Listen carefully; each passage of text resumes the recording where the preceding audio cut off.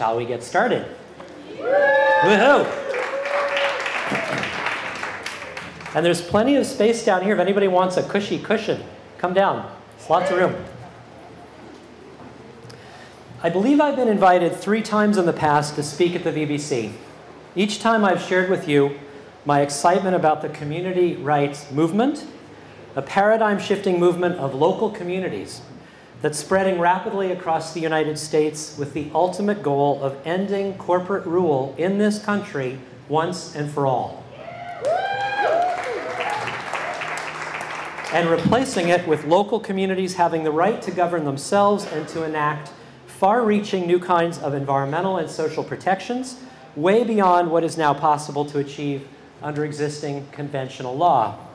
In some of my previous talks, I've gone into quite a lot of depth about the history of how large corporations have become the dominant institutions of our society and of our lives, how it wasn't intended to be this way after the American Revolution, and how corporations have ultimately come to rule us, primarily due to literally hundreds and hundreds of US Supreme Court decisions granting them one new constitutional so-called right after another, beginning way back in 1819. In other talks I've given here, I've gone into quite a bit of depth about the development of the community rights movement that launched just 13 years ago in the small, rural, conservative farming community of Wells Township, Pennsylvania, population just 520 people, which got tired of trying to fight off the arrival of a 15,000 hog factory farm through endless pleading and begging with the Pennsylvania Department of Agriculture, which had already approved its permit in the town without ever bothering to even ask the locals if they wanted it or not.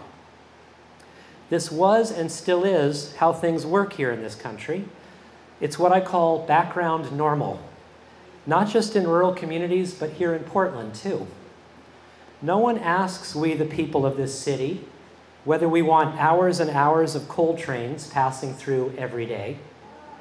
No one asks we, the people in the Marcellus Shale area in the northeast corner of the country, whether they want hundreds of new fracking sites that will ultimately poison everyone's water and make it flammable. No one asks we, the people of the Willamette Valley, whether they want GMO seeds to be planted there, which will ultimately contaminate a large number of neighboring farms. Actually, let me say this a bit more accurately. In each one of these situations, the relevant regulatory agency did offer the locals a legally required series of public hearings to listen to their input on the proposed corporate proposals. The only problem was they didn't care how the locals responded because their job was to approve all 3 corporate developments, regardless of how large was the opposition to them. This is how things work here in the United States. It's the background normal. Jane Ann Morris, a colleague of mine, refers to this reality as, quote, a democracy theme park, where we can pull levers on voting machines and talk into microphones at hearings. But don't worry, they're not connected to anything and nobody's listening, except us. The rural residents of Wells Township, Pennsylvania had experienced a few years of this democracy theme park already, and they were mighty pissed off about it. They had all learned in civics class as kids that we, the people, have ultimate governing authority. Their own Pennsylvania state constitution is rock solid on this point. Here's how it starts. All power is inherent in the people, and all free governments are founded on their authority and instituted for their peace, safety, and happiness. For the advancement of these ends, they have at all times an inalienable and indefeasible right to alter, reform, or abolish their government in such manner as they may think proper. It really doesn't get any clearer than that, does it? And that's the highest law of the land in Pennsylvania. Every state constitution starts with similar language. It's really basic. We, the people, are in charge here, if we dare to act as if we are. Our government is here to serve us. The problem is that the US Supreme Court has been granting to corporations one new constitutional so-called right after another for almost 200 years, beginning in 1819. The courts have granted to corporations First Amendment free speech rights, which they use to drown our political process in corporate money and lobbyists and political propaganda.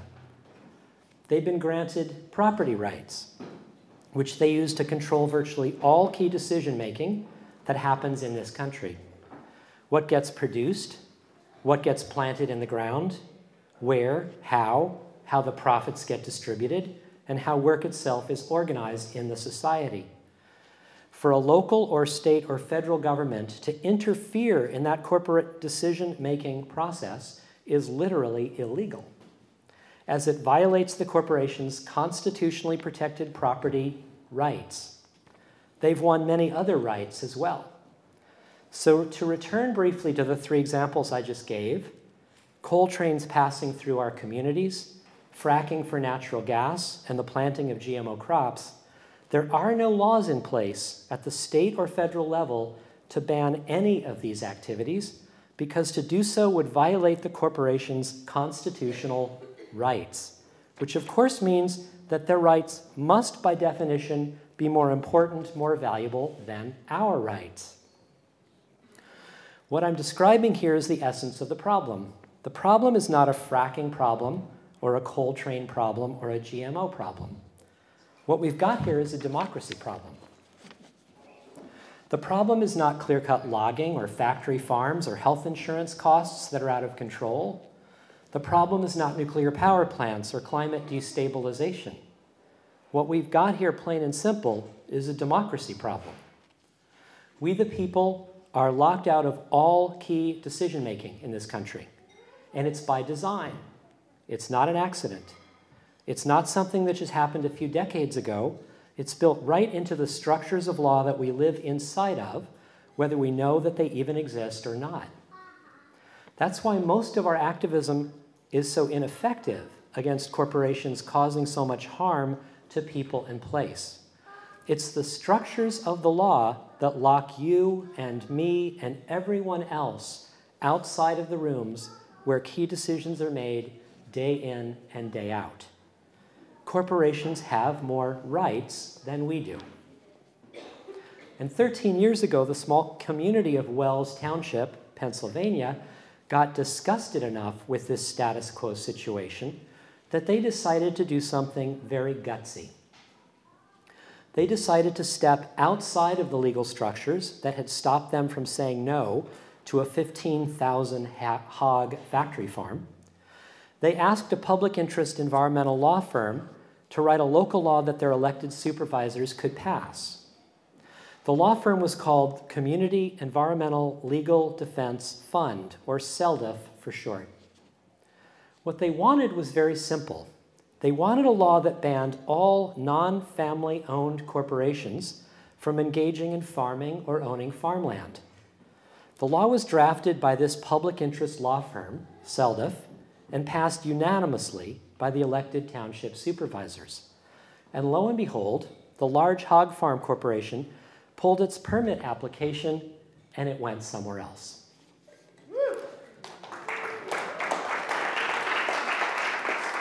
The law they passed was an act of defiance. The law they passed was illegal, and they knew that.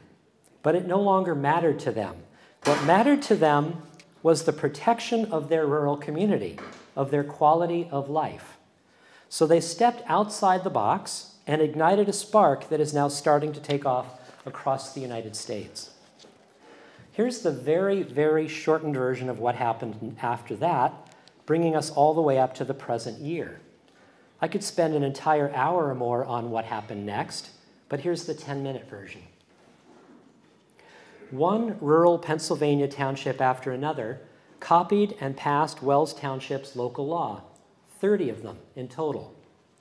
Then 78 rural Pennsylvania townships, again almost entirely conservative communities, passed laws that banned corporations from dumping urban sewage sludge onto local farms. Then 10 towns in Maine and other states passed laws that banned corporations from sucking up their local pure water and putting it in little plastic bottles to sell around the world.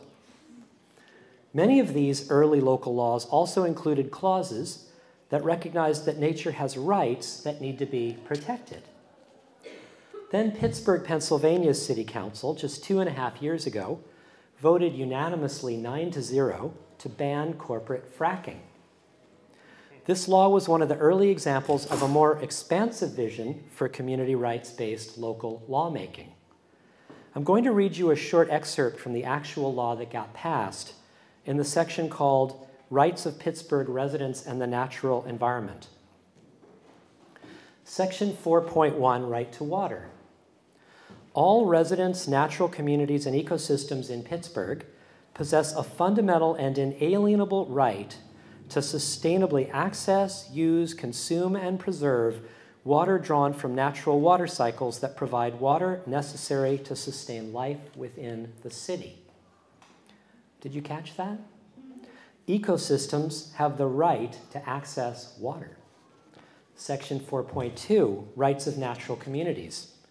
Natural communities and ecosystems, including but not limited to wetlands, streams, rivers, aquifers, and other water systems, possess inalienable and fundamental rights to exist and flourish within the city of Pittsburgh.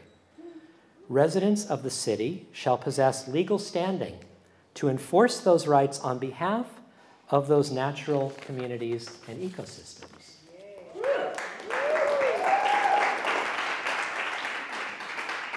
In other words, any human resident of this place will now have the legal standing to defend the rights of nature.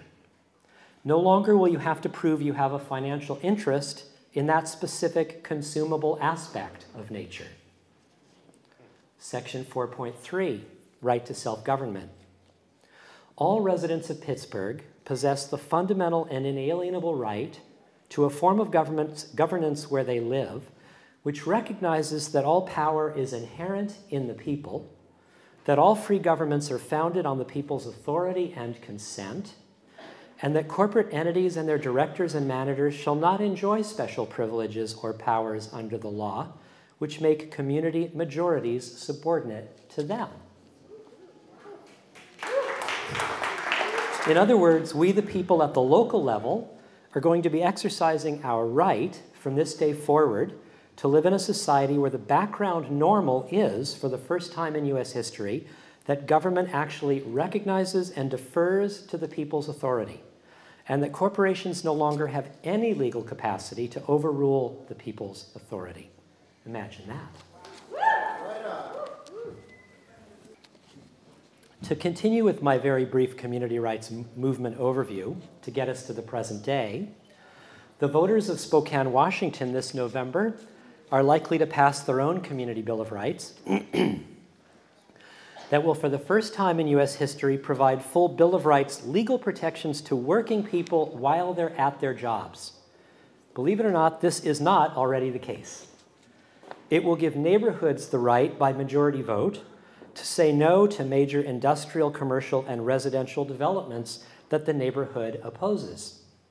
It will give the Spokane River and its aquifer the right to exist, flourish, and evolve. The Envision Spokane campaign has been at this for 7 years already. This will be their third attempt to win in Spokane. They won't give up until they win, and they're very likely to win this November, as they lost by under 1,000 votes just 2 years ago. Just last month, the elected commissioners of Mora County, New Mexico, banned the removal of all hydrocarbons from the ground.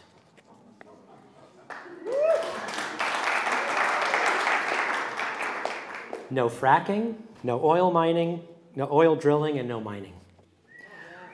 They did so in order to protect the integrity of their water. The ordinance is framed as a community water rights ordinance. The population of Mora County is primarily Chicano and Native. This is the first county in US history ever to do such a thing. In their legal definitions section of their ordinance, the following paragraph can be found.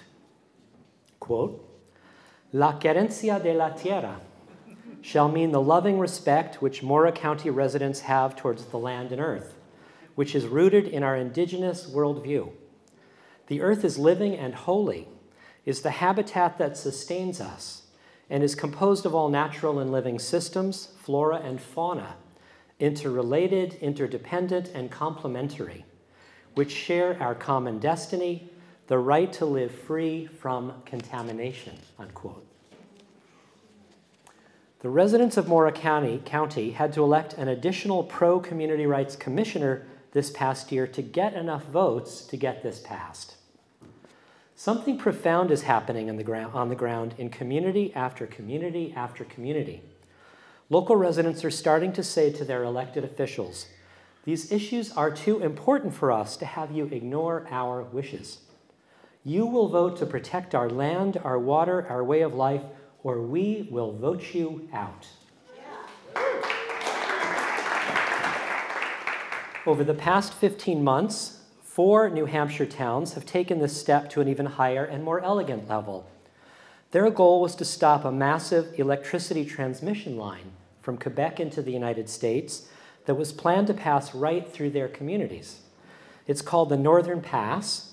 These communities used their New England-style annual town meeting to pass rights-based laws that banned these transmission lines. But they did more than that.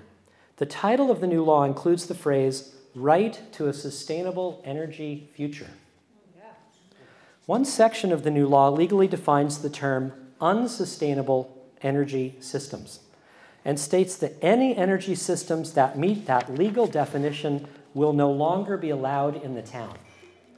Here's part of the definition they wrote for unsustainable energy systems. Listen carefully.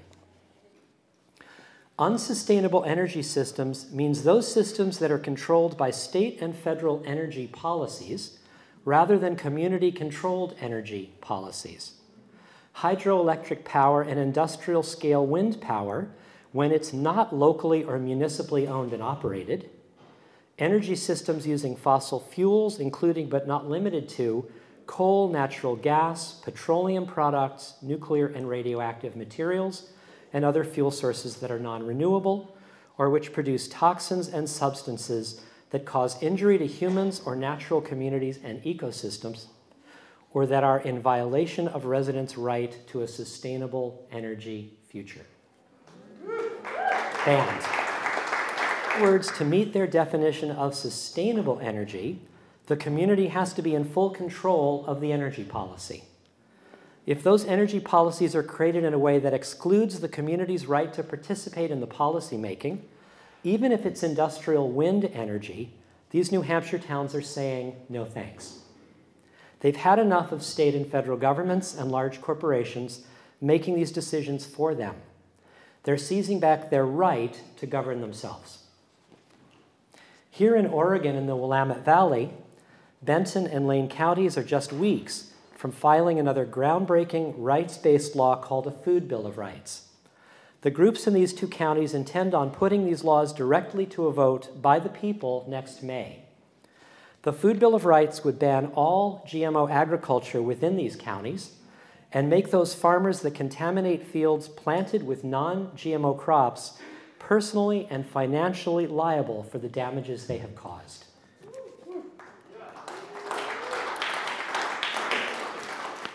There are now 150 communities in 9 states that have passed a variety of community rights ordinances.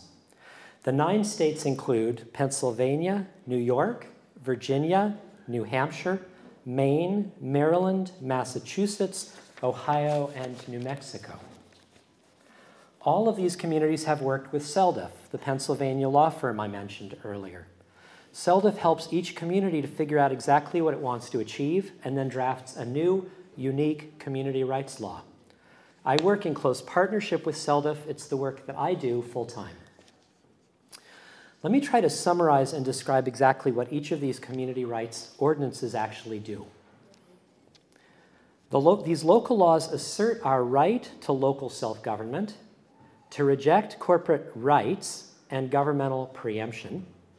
They elevate the right of community sustainability above corporate and governmental powers.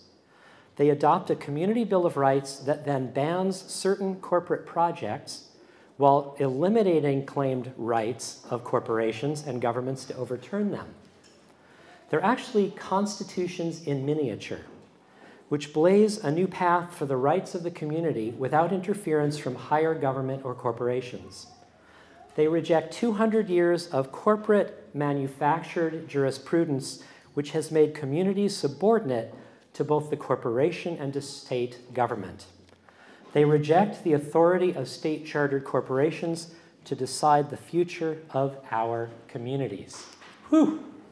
I could tell you story after story about these extraordinary democracy uprisings, but instead I will urge you to go to my website, paulcienfuegos.com, where you can sign up for my community rights update, which I'm currently emailing to 800 people every week or two nationally, and which will keep you abreast of the latest developments in our work nationally. Is that going to be too loud for people? Not sure how you turn that off. And my colleagues are passing around a sheet of paper. They will about to pass around a sheet of paper to everyone with some additional information on it. We have copies for everyone in the room. I wanted to give you that background story first so that the rest of what I have to say will make more sense to you. I hope by now it has become obvious to all who are listening that the community rights strategy has enormous potential for every community in this country, because every city and town in the US has a democracy problem. It may not be obvious to most people yet, but that's only because the corporate culture that we're all swimming in is the background normal everywhere. The fact is, we the people have actually never had any real authority to make these kinds of decisions for ourselves within our existing conventional laws. We've been locked out of the room since the beginning. No one asked us whether we wanted our electricity to come from nuclear power plants or directly from the sun and wind. No one asked us whether we wanted our nation's light rail streetcar systems torn up and replaced with buses, cars, and interstate highways. No one asked us whether we wanted a healthcare system like the one we have. No one ever asked us whether we wanted the food we eat to be sprayed with poisons. No one ever asked us whether we wanted our rivers dammed and our massive salmon runs destroyed. No one ever asked us whether we wanted the goods we buy and the food we eat to come from halfway around the world or to be produced by people who are treated like slaves.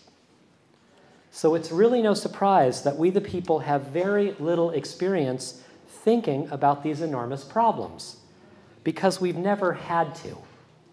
It has never really mattered what the majority of us think about much of anything, because what we think has had virtually no impact on those who make the decisions behind locked doors. So what do we do instead? Well, most of us turn off from the political process because it's so depressing and alienating. We start activist groups. We vote with our dollars. We organize in our neighborhoods. We do whatever we can outside of the existing conventional political process. The problem with that is that when we disengage from that political process, the tiny groups of mostly white men, wealthy white men, behind locked doors just keep churning out one toxic decision after another. Decisions that impact all of us. Decisions that will ultimately poison every single ecosystem on Mother Earth. Here are just a few facts about the current state of the planet. Each year in the United States, 570 billion pounds of municipal waste are produced, with 60% of it ending up in landfills or incinerators. 4 billion pounds of toxic chemicals, including 72 million pounds of known carcinogens, are released into the atmosphere from 20,000 industrial polluters. 2 trillion pounds of livestock waste, laced with antibiotics, hormones, and chemicals, are dumped into waterways or applied to land. 11 million people live within 1 mile of a federal Superfund site. 80,000 industrial chemicals are currently in use in the US. 700 of those chemicals are now found within every human body. 1,800 new chemicals are introduced annually. 55% of our waterways are in such unhealthy shape they cannot adequately support aquatic life. More than 90% of our nation's original forests are gone. Over 70% of all biodiversity on the planet has been lost. In July of 2011, the United Nations declared our situation a major planetary catastrophe. Everyone in this room knows that we can't go on living like this. What most of the people in this room may not have known until this evening is that in towns and cities across this country, 150 of them so far and rising fast, people are refusing to be locked out of those rooms where the decisions have always been made for them. People are directly challenging the structures of law that keep them locked outside of those rooms. People are insisting on their right to govern themselves, their right to make laws about food, about water, about energy, about waste. As I've already described briefly, these community rights laws already being passed across this country are themselves what Thomas Lindsay, the director of CELDF, calls, quote, collective acts of municipal civil disobedience, unquote. The laws themselves violate existing laws. This is nothing new. The abolitionists and the suffragists broke the law in order to challenge existing unjust laws. The American Revolution was filled with stories of people violating unjust laws. It's part of who we are as US citizens. We know how to do this. It's in our blood. It's just that we haven't done it at this scale for a very long time. As our beloved historian Howard Zinn said many years ago, civil disobedience is not our problem. Our problem is civil obedience. Our problem is that people are obedient while the jails are full of petty thieves, and all the while the grand thieves are running and robbing our country. That's our problem, he said. You may find this hard to believe, but it's illegal in this country to pass laws that shift us towards becoming a more truly sustainable society. In fact, in many cases it's even unconstitutional. Why? Because, as I've discussed earlier, real sustainability violates corporate constitutional rights and a variety of other laws. So we can't actually get to where we need to go unless and until we're prepared to challenge those corporate rights and those laws. So that's exactly what we're going to have to learn how to do. Let me give you 3 examples of what I'm talking about. It's currently illegal in this country for local or state governments to prohibit the vacuuming up of water for bottling, or to protect forests from being logged. It's currently illegal in this country for state governments to require additional labeling of products being imported from other states or countries. What might seem like a good idea, to require green product labeling that offers shoppers more information that will help them to make greener buying decisions, is illegal. It's currently illegal in this country for state governments to require energy companies to first meet the energy needs of state residents before selling energy to other states. Why? Because it would violate a corporation's constitutional so-called rights. Not because of any recently signed global trade treaties, but because of US Supreme Court decisions that date way back to the 1870s. It's very rare these days for people who are focused on creating a more sustainable society to bother with local lawmaking at all. The reason for this may have faded away for most of us, but the reality is that anyone in the US today who cares about conservation, public health, product labeling, worker safety, or toxic waste issues is going to spend most of their time staying as far away from the laws as they possibly can. Because to try to pass laws on any of these issues will send you up against a cadre of corporate lawyers, all claiming that what you want to achieve is unconstitutional because it violates corporate rights. Here's the thing that excites me a lot. My years of involvement in the community rights movement have helped me to understand that we really can cut through all of this legal bullshit. That we really can pass laws that deepen our commitment to real sustainability here in Portland, but that we have to understand that the laws we pass have to be written as direct frontal challenges to these conventional laws. That contrary to what you might think, passing local laws that are a direct challenge to these unjust structures of law are actually the most likely to succeed in turning the society around 180 degrees towards a truly sustainable path. That's what these 150 communities in 9 states have discovered over the past 13 years. And amazingly enough, very, very few of these towns have had their laws challenged. Each ordinance is protected by layers of law that make it very difficult for the companies to sue and to win. I have been a huge fan for many years now of city repair and the village building convergence and all of its incredible placemaking work. I've been excited for many years about the work of the Transition Towns movement. But neither group yet has a cohesive vision for how you get from where we are now to a truly sustainable Portland. What do I mean by a truly sustainable Portland? To avert any further catastrophic climate destabilization, for example, scientists tell us that we need to cut our greenhouse gas emissions by 90% immediately. I'll say that again. Scientists tell us that we need to cut our greenhouse gas emissions by 90% immediately. How do we do that? Well, it's not going to be easy, that is for sure. It will involve getting almost all of our cars and trucks off the local roads and creating a whole different kind of transportation infrastructure.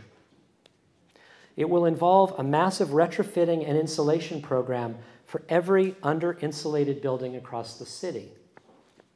It will involve a total rethinking about what goods are actually necessary for us to be able to purchase in our local stores, and what goods have very little socially redeeming value, and about whether the goods we need can be produced close to where we live, rather than shipped from the other side of the planet. It will involve a fundamental rethinking about how we live and work in this place, and what our relationship is with our Mother Earth. And right now, very few of these decisions are being made by us. They're being made by tiny groups of mostly wealthy white men sitting in locked rooms far away from here. And that's why I personally see no other option than to use the community rights model to make these wrenching changes, because we're not going to get from where we are now to a city with virtually no cars on the streets if we continue to allow the automobile industry to write our transportation laws. We're not going to get from where we are now to a city where most of the food we eat comes from no more than a few hundred miles away if we continue to allow the food industry to write our agricultural laws. We're not going to get from where we are now to a city where most of the manufactured goods we buy are produced locally or nearby if we continue to allow giant corporations to write our global trade treaties. The only way that we're going to have any chance at all of turning this giant ship around 180 degrees is if we insist on exercising our right to make these decisions ourselves, as we, the people of this place.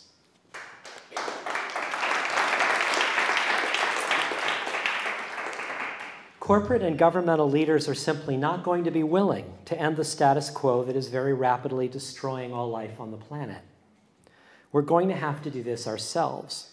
We, the people, are going to have to figure this out for ourselves. And I, for one, get pretty darned excited just thinking about that. Now, yes, I'm weird. How about you? Are you excited, nervous, overwhelmed? Can't wait to start? Ready to run away? That if you give average Americans accurate and comprehensive information and analysis about the state of the world, and ask them what should be done to solve these enormous problems, that the vast majority of us would make really good decisions.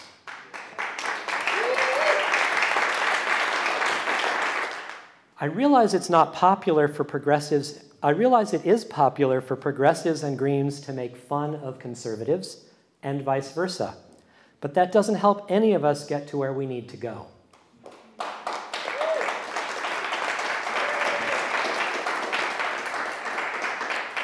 The first step that has to happen, in my opinion, is for us to start getting used to talking about these issues in public space.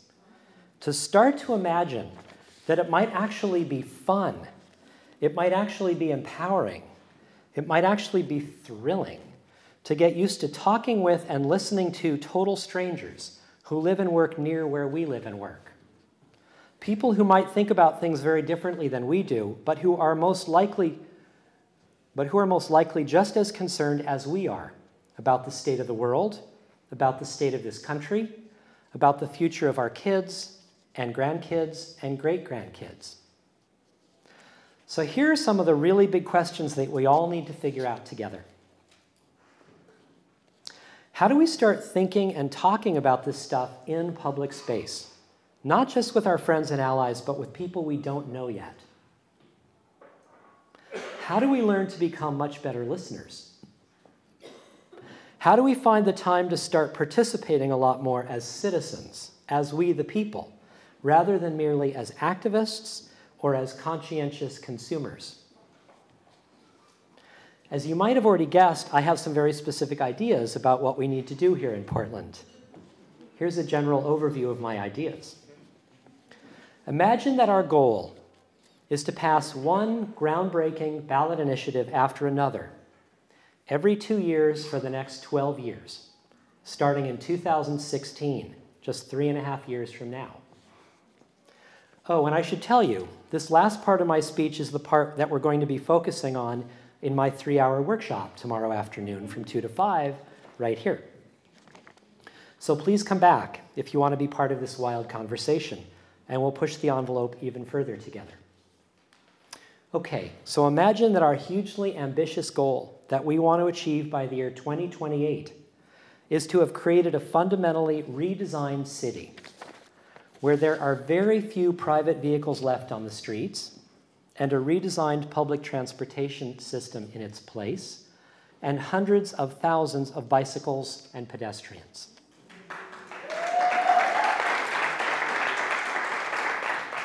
Imagine for a moment where most of our food comes from farms and gardens here in the city and within a few hundred miles of here. Where manufactured goods are brought here only from within the Cascadia bioregion. Where we live multi-generationally together in much smaller homes, clustered together like eco-villages. Where we create all of the energy we actually need right here. Quite honestly, I can't imagine that we can continue to live on this planet in any other way. We're going to have to relocalize our entire lives if we're going to make it here. And isn't that how many of us already want to live anyway? Yes. Quite honestly, I can't imagine us succeeding making these absolutely enormous changes to the way we live unless and until we start exercising our right to govern ourselves locally. And quite honestly, I see no better model out there than the community rights model for getting us where we need to go. Again, I think the only way we get there is by passing one big, bold ballot initiative every second year, starting in 2016, 3.5 years from now, and ending when we reach our big, bold goals. And how do we get started with this outrageously wild and incredible scenario? Well, that's another big leap of imagination. We do it the way that all great social change movements start, at the grassroots, at the most local level imaginable, in this case, at the city block. We start by having a whole new kind of conversation with the people who live on our block. Not just talking and listening to our friends, not just talking and listening to the folks we know who we already see eye to eye with, but with everyone.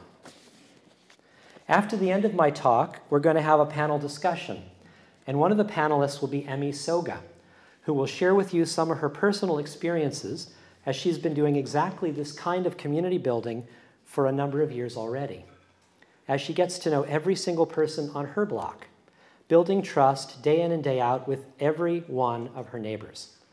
That is the very first step in this process.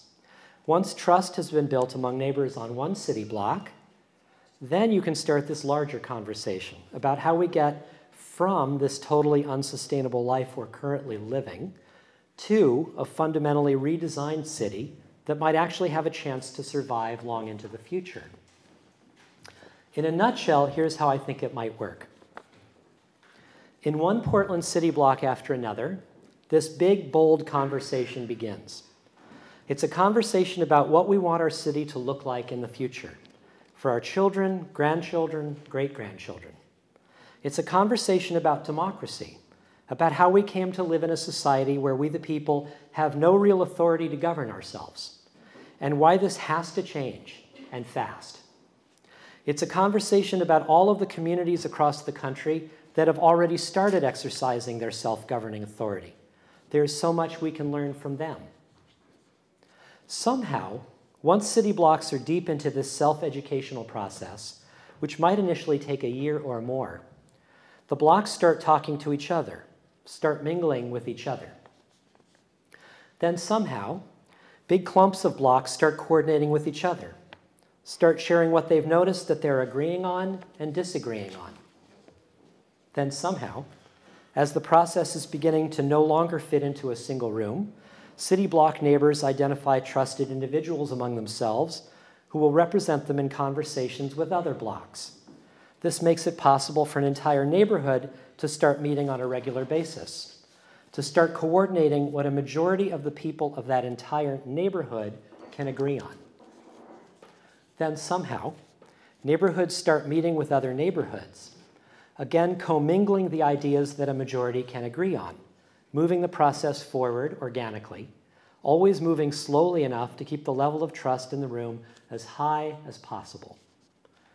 Then somehow, out of this messy and chaotic and fun and frustrating and juicy and groundbreaking process, certain agreements, certain understandings, certain yearnings, certain visions rise to become the raw material that is then transformed into a ballot initiative that is put in front of the voters as early as 2016, perhaps, just 3 years from now. The first of many, every 2 years, for as long as it takes, to fundamentally transform this city into one that has a good chance of surviving in an uncertain future. Wouldn't it be just the coolest thing to watch ourselves as Portlanders learning to see ourselves becoming we the people? Wouldn't that be amazing?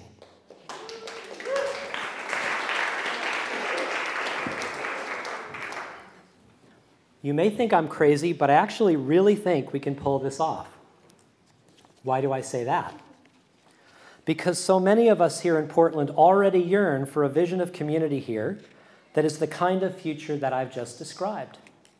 Right? Right?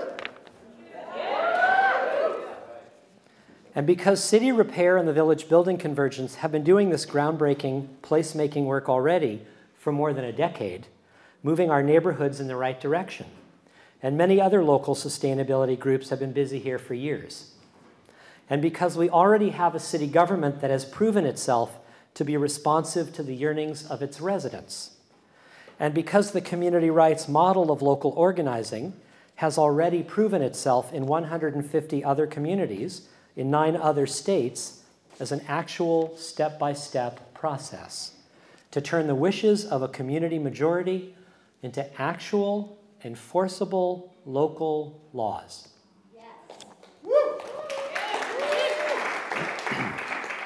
So why wouldn't I be excited when all of those pieces are already in place?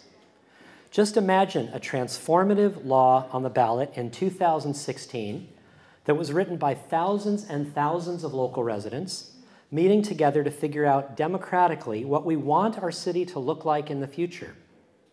The voters would pass it because it had come directly out of their neighborhoods, directly out of an extraordinary community building process which they themselves had been a part of.